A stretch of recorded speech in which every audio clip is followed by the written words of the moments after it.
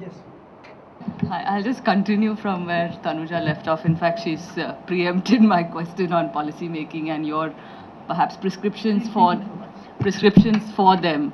So I mean, I'm sure there is a need for someone to convey, the ideas of the community regarding the river to policymakers, because they are the ones ultimately who are going to, decide on whatever.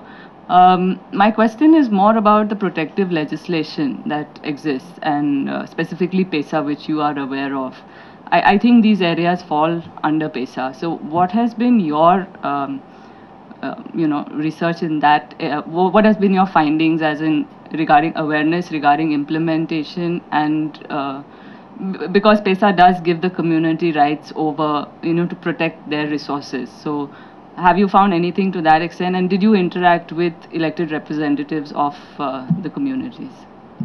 Yeah, I did actually. PESA, there's still case pending in the Supreme Court regarding violation of the fifth schedule PESA PESA regulations. They have been violated in the Polavaram context, and there is still a case pending in the court regarding that particular aspect, which has not been cleared by the government. And the Tribal Advisory Council has also sent a letter, because you know that there is a Tribal Advisory Council which has to take a decision on these, and there's been letters sent to the President of India, because the President of India can also stop if there's a violation of PESA. You have to write to the President of India, and you can, if the President of India so feels, can ask for a rethink. The President of India can't stop it, but can ask for a rethink. All these processes have already been done in the Polavaram context. And it is, everybody knows it, and these are, reported cases where Gram Sabha was never conducted in these villages. What they did was, they conducted one meeting, not even a pub, they said Sadassulu. The term used in the form is Sadassulu. Sadassulu means meeting, not public hearing, as it's. The public hearing is important in a project which is a developmental project in a tribal area. They conducted it in Bhadrachalam, in only one place, only one day, and they expected the tribal people from all over the villages to come to Bhadrachalam that day and listen to this, what they had to say about the dam. And then few people came, because Bhadrachalam is really far off. It may be in the middle of whatever, for them it seems to be the central place. It takes at least nearly 4 hours for some tribal villagers to reach Bhadrachalam by crossing the river, taking an auto rickshaw, taking a bus, again crossing a river, things like that. It takes almost 4 hours to 5 hours. So, and it costs them money also. So, it was conducted in Bhadrachalam, and they said everybody has agreed. And every village that they had gone to, they never conducted Gram Sabhas. So, the case is in the court, even now. Many people have filed petitions on that. I did interact with Tellam Balaraju, who is a Congress MLA from Polavaram constituency. He is, of course, from Congress, and he says that Polavaram is a dream project. That's his word. It's a dream project, and he in fact told me, I'll tell in Telugu and I'll translate it. He said, వాళ్ళందరూ ఆదివాసులు మమ్మల్ని తరలించి తీసుకువెళ్ళండి అంటున్నారు, వాళ్ళకి కావాలి అంటున్నారు. He said to me, that was before an election meeting in 2009 when the elections happened. He said the Adivasis are actually asking us to, please, when are you going to take us? Please take us away, So that's his point of view. And all there was one elected representative from the CPM in Khammam, district, which was the CPM stronghold previously, not anymore. So that MLA had also protested.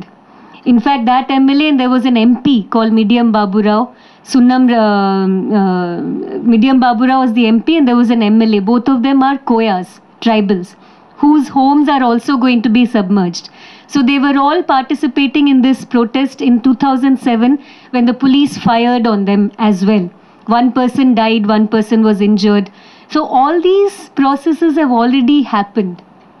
But the sheer apathy of the government, in spite of all these letters that are there, in spite of all these petitions that are still pending, in spite of all that, they have gone ahead and acquired land year after year after year, starting from 2005 and 6, when the project was actually stalled.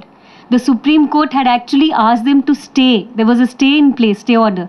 In that time, 2006, when I visited, in the night time they used to work on the spillway site, whereas there was a stay order on the works. So the government has gone on and on and on convincing the non-tribals holding land in tribal areas. It's a sheer mess. This whole region is a messy region. You know, it's not now that there are many non-tribals staying in tribal areas. Many non-tribals have got compensation for land illegally held in the 5th schedule area. So what do you have to say beyond that? You know, it's after a while you just can't say anything because you feel that the government has decided, there's just no point. You just feel helpless in front of that massive construction. But I'd like to say something about even the politics, if you know, is that how the government has co-opted certain NGOs as well in this whole game.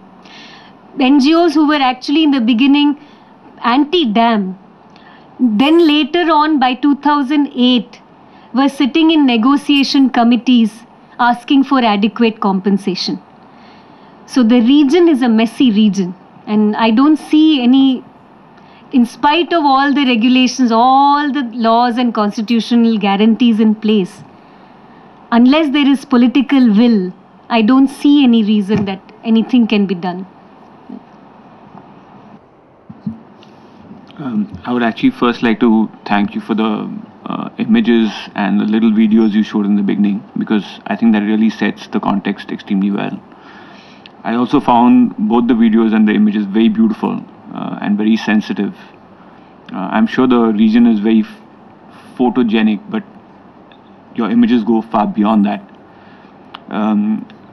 While seeing these images and also listening to you talk, I was reminded of a film called Still Life by a Chinese filmmaker. And I think I'll very briefly describe what the film is about, because I think it has some relevance to this story. So this film is about the Three Gorges Dam, and this filmmaker, I can't remember his name now, his story revolves around a man who is not from this region, but who had a wife from the region. And this man comes back looking for his wife. And this whole place has changed to the extent that the village he was looking for is now underwater. And the local motorcycle guy brings him to that place and shows him the place and says, you know, there it is. Don't you know it's underwater? So it's a stunning film visually, and also in the layers of information, for lack of a better word, that it narrates the complexity of a building site like that. So while you talked about the Godavari, which is for me a relatively new space, I was constantly reminded of this particular film. I was recently involved in an assignment where I did some stories of fishermen on the Indian coast, starting from Gujarat down to Karnataka and further down, right up to Visakhapatnam. And this idea of drought in the river, it was a phrase, I can't remember the exact phrase, but the fishermen in Maharashtra, in Palghar, not very far from Bombay, told me that, you know, it's actually a famine. The sea is in the form of a famine, and we are suffering that because there is no fish. And there is this whole thing about falling catch, falling species diversity, and falling fish size. So it's like a downward spiral. And as the situation gets worse, people get more desperate. At least in the oceans, that's the case. And I found a very similar situation when you're describing fish in this particular river. So, well, just a couple of thoughts as I listen to you, and I just want to thank you for the lovely talk.